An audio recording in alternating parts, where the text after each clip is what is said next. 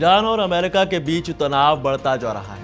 अमेरिकी राष्ट्रपति Donald Trump की धमकियों के बाद ईरान की तरफ से भी करारा जवाब आ गया है। ईरानी संसद के स्पीकर मोहम्मद बाकर गलीबाफ ने अमेरिका को चेतावनी देते हुए कहा कि तेहरान को धमकाना बंद कर दो।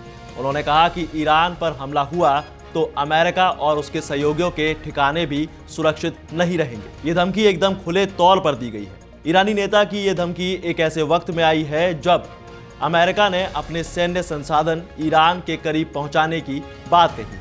गलीबाफ ने इजरायल को भी घेरा है और उसे लेबनान में हवाई हमले रोकने के लिए कहा है। क्या है पूरा मामला, आइए जानते हैं।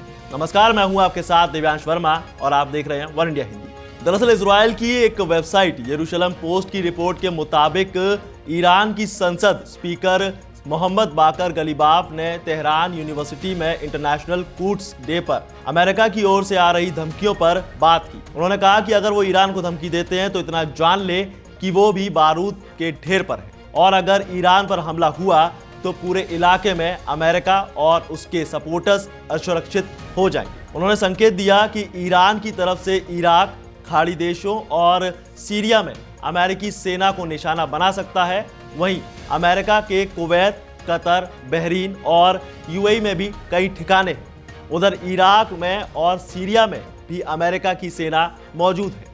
लेकिन अब अमेरिकी राष्ट्रपति डोनाल्ड ट्रंप न्यूक्लियर प्रोग्राम और यमन के हूती मुद्दे पर लगातार ईरान को धमकाने में लगे हुए हैं। यह भी दावा किया गया है कि अमेरिका ने अपने कम से कम 4 B-2 बॉम्बर प्लेन्स को हिंद महासागर के डियागो गार्सिया भेजा है और इसके जवाब में ईरान से प्रतिक्रिया आई है। गलीबाफ ने अमेरिका के राष्ट्रपति डोनाल्ड ट्रंप के रवैये को एकदम धमकी भरा बताया है। उन्होंने कहा कि कोई भी ईरानी राष्ट्र को धमका नहीं सकता। वहीं गलीबाफ ने इजरायल की भी आलोचना की है। उन्होंने कहा है कि अमेरिका की शय पर इजरायल अत्याचार कर रहा है और अमेरिका के समर्थन में बिना इजरायल एक हफ्ते भी युद्ध में नहीं टिक पाएगा।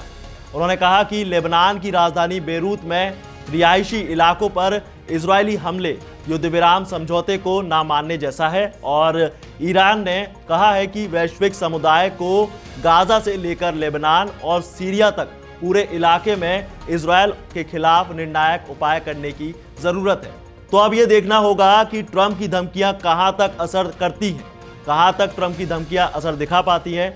आपकी इसके बारे में क्या राय है, हमें कमेंट सेक्शन में जरूर बताइए। साथ ही वीडियो को लाइक से जरूर करिए और ऐसी तमाम अपडेट्स के लिए बने रहिए वन इंडिया हिंदी के साथ।